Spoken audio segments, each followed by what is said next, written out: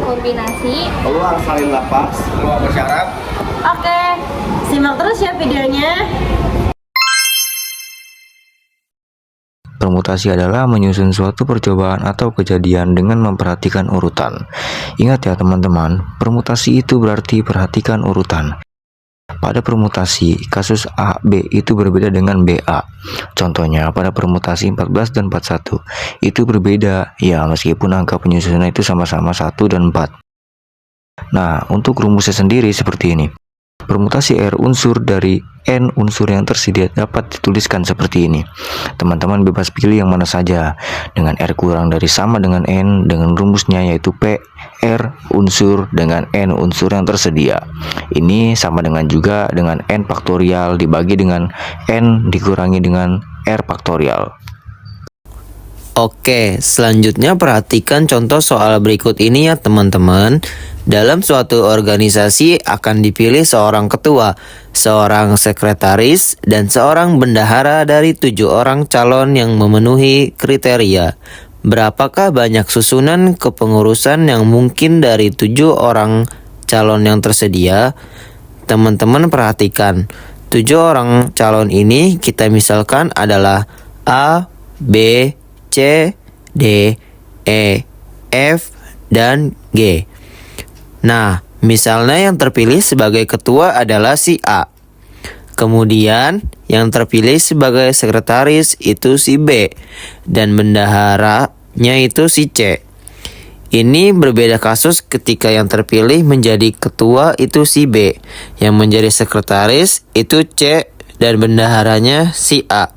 Nah, dari sini teman-teman bisa lihat bahwa urutan itu sangat diperhatikan. A, B, C itu berbeda dengan B, C, A.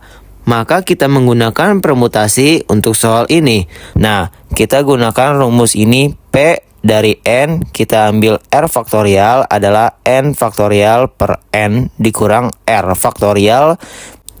Jadi pada soal ini N-nya adalah 7 dan R adalah 3. Maka 7 faktorial kita bagi dengan 7 dikurang 3 faktorial.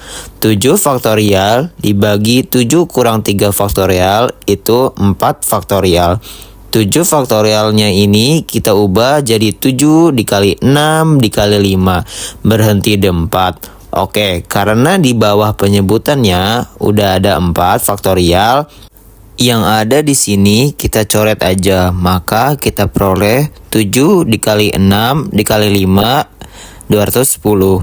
Jadi untuk soal ini terdapat 210 susunan kepengurusan yang mungkin. Kombinasi adalah cara menyusun suatu percobaan atau kejadian tanpa memperhatikan urutan. Nah, tarikan permutasi itu harus memperhatikan urutan, sedangkan kombinasi itu tanpa memperhatikan urutan. Dalam kombinasi AB itu sama dengan BA. Nah, rumus kombinasi yaitu banyak kombinasi R unsur dari N unsur yang tersedia dapat dituliskan seperti ini. Dengan R kurang dari sama dengan N. Dengan rumusnya yaitu kombinasi R unsur dengan N unsur yang tersedia sama dengan N faktorial dibagi N dikurangi R faktorial dikali R faktorial. Contoh soal, sebuah pertemuan dihadiri oleh 10 orang. Jika setiap orang saling berjabat tangan satu sama lain, berapa banyak jabat tangan terjadi? Nah, teman-teman perhatikan untuk kasus jabat tangan ini. Misalnya si A jabat tangan dengan B ini adalah kejadian yang sama atau terhitung satu kejadian ketika B jabat tangan dengan A. Jadi, kasus jabat tangan ini tidak memperhatikan urutan. Di sini ada 10 orang dan untuk satu jabat tangan terjadi antara 2 orang. Maka kombinasinya adalah dari 10 unsur kita ambil 2. Karena untuk satu jabat tangan itu melibatkan 2 orang. Jadi kita gunakan rumus ini. N-nya adalah 10 faktorial dan R-nya adalah 2 faktorial. 10 faktorial kita bagi dengan 10 dikurangi 2 faktorial dikali 2 faktorial. 10 dikurang 2 itu 8 faktorial, dan bawahnya masih sama yaitu 2 faktorial. Nah, 10 faktorialnya ini kita ubah jadi perkalian 10 kali 9 kali 8 faktorial. Ini kita coret dan 2 faktorial ini kan artinya 2 kali 1. Nilainya adalah 2 kan? 10 dibagi 2 kan 5. 5 dikali 9 sama dengan 45. Jadi, pada pertemuan melibatkan 10 orang tersebut terjadi 45 jabat tangan. Kejadian saling lepas. Kejadian A dan kejadian B disebut saling lepas jika kejadian A dan kejadian B tidak dapat terjadi pada saat bersamaan atau tidak beririsan. Atau jika kita buat dalam bentuk diagram Venn itu seperti ini. Ini kejadian A dan kejadian B. Ini tidak beririsan. Nah, rumusnya itu seperti ini. Peluang A atau B itu sama dengan peluang A ditambah peluang B. Contoh soalnya seperti ini. Pada pelemparan 2 buah dadu sekaligus, hitunglah peluang muncul dadu berjumlah 6 atau dadu berjumlah 11. Oke, mari kita coba selesaikan. Ini ada 2 kejadian. Misalnya, kejadian A adalah kejadian di mana muncul dadu berjumlah 6. Nah, sekarang kita coba tulis untuk menentukan NA-nya. Kita tulis semua kemungkinan agar jumlah kedua dadu itu 6. Bisa seperti ini. Bisa saja dadu pertamanya itu 1, dadu keduanya 5, atau dadu pertamanya 2, dadu keduanya 4, atau dadu pertamanya 3 dan dadu keduanya sama-sama 3, atau dadu pertama 4 dan dadu keduanya 2, atau terakhir bisa juga dadu pertamanya 5 dan dadu keduanya 1. Jadi di sini banyak kemungkinan untuk kejadian A atau kita sebut NA itu adalah 5. Nah, sekarang misalnya jumlah dadunya 11 ini sebagai kejadian B. Kejadian B adalah kejadian muncul dadu berjumlah 11. Kemungkinannya hanya 5 dan 6 atau 6 dan 5.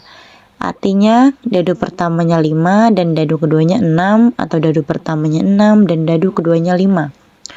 Di sini banyak kemungkinan untuk kejadian B atau NB-nya adalah 2.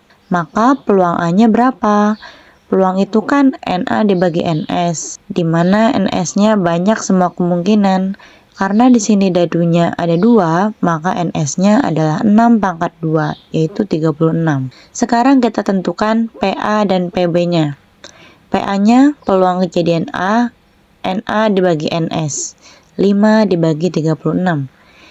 Peluang kejadian B atau PB-nya adalah NB dibagi NS, 2 dibagi 36. Kita gunakan rumus ini.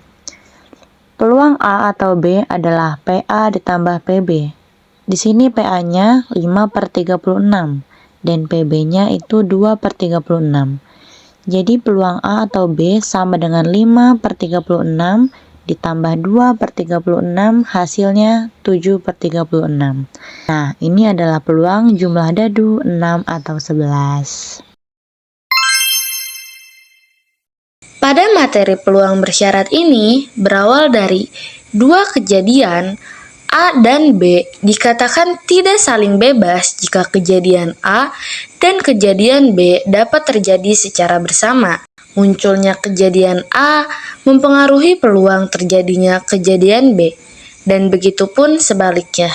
Jika A dan B dua kejadian bersyarat, maka yang pertama yaitu peluang kejadian A dengan syarat kejadian B terjadi dahulu, yaitu PA dengan syarat B sama dengan PA dan B per PB, di mana PB tidak boleh sama dengan 0.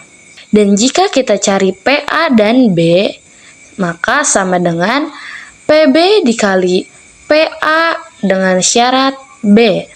Nah, yang kedua yaitu peluang kejadian B dengan syarat kejadian A terjadi dahulu, yaitu PB dengan syarat A sama dengan PA dan B per PA, di mana PA tidak boleh sama dengan 0. Dan jika kita mencari PA dan B, maka sama dengan PA dikali PB dengan syarat A. Untuk lebih jelasnya, mari kita kerjakan latihan soal berikut ini. Seorang siswa memiliki peluang lulus matematika yaitu 0,6 jika setelah ujian matematika ia mengikuti ujian bahasa Indonesia dan peluang lulusnya yaitu 0,7. Peluang siswa tersebut lulus ujian matematika dan bahasa Indonesia adalah baik, kita coba selesaikan. PA ini merupakan peluang lulus matematika, yaitu 0,6. Kemudian PB dengan syarat A ini merupakan peluang lulus bahasa Indonesia setelah ujian matematika, yaitu 0,7, di mana rumusnya yaitu PA dan B sama dengan PA dikali PB dengan syarat A. PA dan B sama dengan PA-nya sendiri yaitu peluang lulus matematika sama dengan 0,6 dan PB dengan syarat A yaitu peluang lulus bahasa Indonesia setelah ujian matematika yaitu 0,7. Jadi 0,6 dikali 0,7 sama dengan 0,42.